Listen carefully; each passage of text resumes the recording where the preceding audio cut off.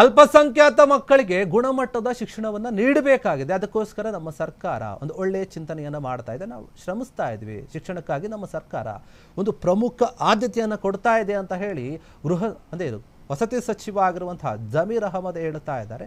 ಸರ್ಕಾರದ ನಡೆ ಕೂಡ ಅದೇ ಆಗಿದೆ ಅಂತ ಹೇಳಿ ವಸತಿ ಸಚಿವ ಜಮೀರ್ ಅಹಮದ್ ಹೇಳ್ತಾ ಇರುವಂಥದ್ದು. ಗದಗದಲ್ಲಿ ಹೇಳಿಕೆಯನ್ನು ಕೊಟ್ಟಿದ್ದಾರೆ. ಅಲ್ಪಸಂಖ್ಯಾತರ ಕಲ್ಯಾಣಕ್ಕಾಗಿ, ಆ ಮಕ್ಕಳ ಶಿಕ್ಷಣಕ್ಕಾಗಿ ನಮ್ಮ ಸರ್ಕಾರ ಒತ್ತು ಕೊಡುತ್ತೆ. ಅಲ್ಪಸಂಖ್ಯಾತರ ಕಲ್ಯಾಣ ಇಲಾಖೆಗೆ 4,500 ಕೋಟಿ ರೂಪಾಯಿ ಅನುದಾನ ಇದೆ. ಆ ಅನುದಾನವನ್ನು ಹೆಚ್ಚಿನ ಭಾಗ ನಾವು ಮಕ್ಕಳ ಶಿಕ್ಷಣಕ್ಕಾಗಿ ಉಪಯೋಗ ಮಾಡ್ತೀವಿ. ನಮ್ಮ ಸರ್ಕಾರ ನಿರ್ಧಾರ ಮಾಡಿದೆ. ನೋಡಿ, 100 ಮದರಸಾಗಳಲ್ಲಿ 10 ಅಥವಾ 9, 10ನೇ ತರಗತಿಗಳಲ್ಲಿ ಜಾಸ್ತಿ ಮಕ್ಕಳು ಓದ್ತಾ ಇದ್ದಾರೆ. ಅವರಲ್ಲಿ ನೋಡಿ ಸುಮಾರು ಒಂದು 5,000 ಮಕ್ಕಳು ಪಾಸ್ ಆಗ್ತಾ ಇದ್ದಾರೆ. ಇದಕ್ಕಿನ್ನೂ ಜಾಸ್ತಿ ಆಗಬೇಕನ್ನೋದು ನಮ್ಮ ಒಂದು ವಿಚಾರ.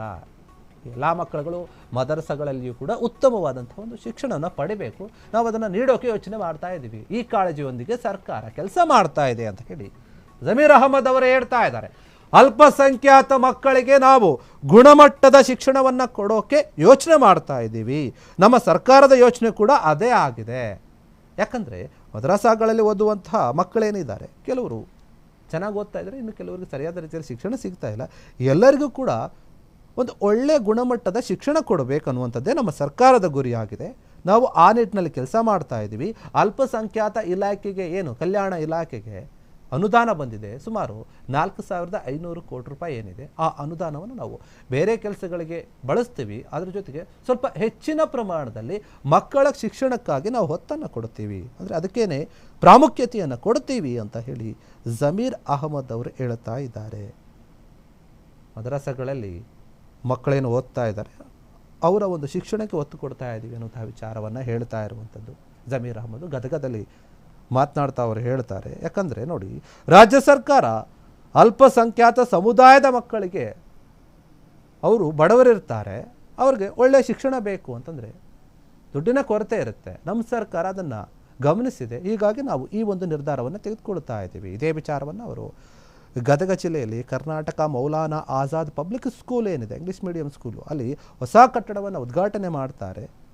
ಗಂಗಿಮಡಿಯಲ್ಲಿ ಹೆಚ್ಚುವರಿ ತರಗತಿಗಳು ಏನಿದೆ ಅದಕ್ಕೆ ಶಂಕುಸ್ಥಾಪನೆಯನ್ನು ಕೂಡ ಮಾಡ್ತಾರೆ. ಈ ಸಂದರ್ಭದಲ್ಲಿ ಅವರು ಮಾತನಾಡಿರುವಂಥದ್ದಲ್ಲಿ ಅಲ್ಪಸಂಖ್ಯಾತ ಸಮುದಾಯಗಳಿಗೆ ನಾವು ಒಂದು ಗುಣಮಟ್ಟದ ಶಿಕ್ಷಣವನ್ನು ಕೊಡಬೇಕು, ಅದು ನಮ್ಮ ಸರ್ಕಾರದ ಉದ್ದೇಶ. ಯಾಕಂದರೆ ನೋಡಿ, ರಾಜ್ಯದಾದ್ಯಂತ 2.38 ಲಕ್ಷಕ್ಕೂ ಹೆಚ್ಚು ಮಕ್ಕಳು ವಸತಿ ಶಾಲೆಗಳಲ್ಲಿ ಶಿಕ್ಷಣಗಳನ್ನು ಪಡಿತಾ ಇದ್ದಾರೆ. ಹೀಗಾಗಿ ಮುಖ್ಯಮಂತ್ರಿ ಸಿದ್ದರಾಮಯ್ಯ ಅವರು ಮೊದಲ ಒಂದು ಅವಧಿಯಲ್ಲಿ ಇದೇ ವಿಚಾರವಾಗಿ ಹಲವು ವಸತಿ ಶಾಲೆಗಳನ್ನು ಆರಂಭ ಮಾಡಿದರು.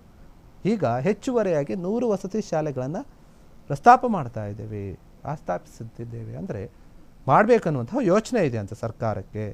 ಈಗ ಇದೇ ವಿಚಾರವಾಗಿ ನಾವು 100 ವಸತಿ ಶಾಲೆಗಳನ್ನು ಹೊಸದಾಗಿ ಮಾಡಬೇಕು ಅಂತ ಅಂದ್ಕೊಳ್ತಾ ಇದ್ದೀವಿ. ಮದರಸೆಗಳನ್ನು ಕೂಡ ಮಾಡ್ತೀವಿ ಅಂತ ಹೇಳ್ತಾ ಇದ್ದಾರೆ.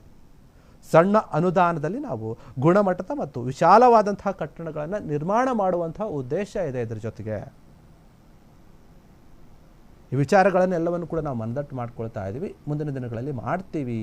ಮತ್ತು ಈ ಯೋಜನೆ ಏನಿದೆ, ಯೋಜನೆಗಾಗಿ ಶ್ರಮಿತ ಎಲ್ಲರಿಗೂ ಕೂಡ ನಾವು ಅಭಿನಂದನೆಗಳನ್ನು ಸಲ್ಲಿಸ್ತೀವಿ. ದೊಡ್ಡ ಮಟ್ಟದ ಕಟ್ಟಡಗಳನ್ನು ಕಟ್ಟಿದ್ದೀರಿ, ಇನ್ನು ಮುಂದೆ ಕೂಡ ಕೆಲವೊಂದು ಕಟ್ತೀವಿ. ಈಗೇನು ಕೆಲವೊಂದು ಕಟ್ಟಡಗಳನ್ನು ಉದ್ಘಾಟನೆ ಮಾಡಿದಾರಲ್ಲ, ಅದಕ್ಕೆ ಹೇಳ್ತಾ ಇದ್ದಾರೆ. ನಿಮಗೆಲ್ಲ ಅಭಿನಂದನೆ. ಮತ್ತು ನಮ್ಮ ಸರ್ಕಾರ ಇದೇ ವಿಚಾರದಲ್ಲಿ ಅಲ್ಪಸಂಖ್ಯಾತರ ಒಂದು ಕಲ್ಯಾಣಕ್ಕಾಗಿ ನಾವು ಕೆಲಸವನ್ನು ಮಾಡ್ತೀವಿ ಅಂತ ಜಮೀರ್ ಅಹಮದ್ ಅವರು ಈ ಒಂದು ವಿಚಾರವಾಗಿ ಹೇಳ್ತಾ ಇದ್ದಾರೆ. ಅಲ್ಪಸಂಖ್ಯಾತ ಕಲ್ಯಾಣ ಇಲಾಖೆ ಏನಿದೆ, ಆ ಇಲಾಖೆಯಲ್ಲಿರುವಂತಹ ಅನುದಾನವನ್ನು ನಾವು ಮಕ್ಕಳ ಶಿಕ್ಷಣಕ್ಕಾಗಿಯೇ ಜಾಸ್ತಿ ಉಪಯೋಗ ಮಾಡ್ತೀವಿ ಅಂತ ಹೇಳಿ ಜಮೀರ್ ಅಹಮದ್ ಅವರು ಹೇಳಿರುವಂಥದ್ದು. ಕ್ಷಣ ಕ್ಷಣದ ಸುದ್ದಿಗಳಿಗಾಗಿ ಫ್ರೀಡಂ ಟಿವಿ ಸಬ್ಸ್ಕ್ರೈಬ್ ಮಾಡಿ, ಲೈಕ್ ಮಾಡಿ ಹಾಗೂ ಫಾಲೋ ಮಾಡಿ. ಹೊಸ ಸುದ್ದಿಗಳ ನೋಟಿಫಿಕೇಶನ್ಗಾಗಿ ಬೆಲ್ ಐಕಾನ್ ಮೇಲೆ ಕ್ಲಿಕ್ ಮಾಡಿ.